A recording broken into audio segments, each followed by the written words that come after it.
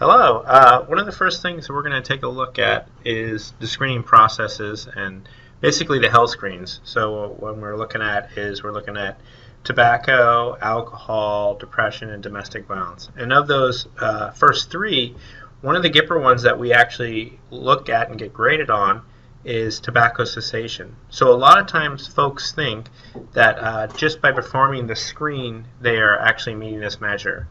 But when you perform the screening and you identify a smoker, what we're actually doing is putting them into a new category where we have to provide an education for those individuals. So what we'll do is we'll kind of take a look at the measures, what kind of goes behind that.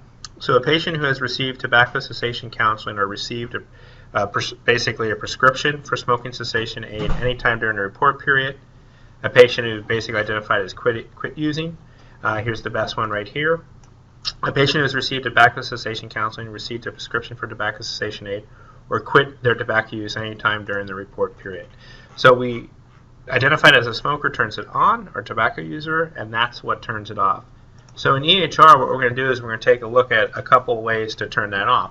So let's say they're already been identified as a tobacco user. We'll say that, pretend like none of this exists. What we got to do is we got to basically perform a tobacco cessation counseling. So almost any tobacco education can turn it off. Let's see if they actually have a pick list for this. Doesn't look like it's in there.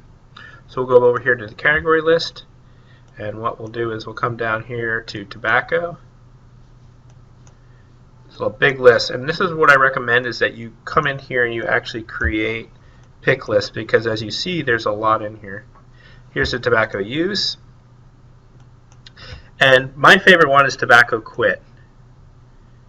So we're basically counseling the patient on quitting tobacco.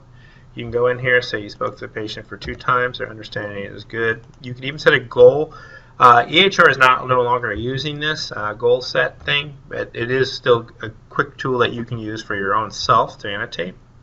Or you can enter it historically by pressing this button up here. So I'm going to go ahead and add, and that would actually resolve that GPRA measure by putting in that tobacco use. So you have a tobacco user, and now you're saying that you've counseled them, and that's how you perform tobacco cessation counseling for GPRA.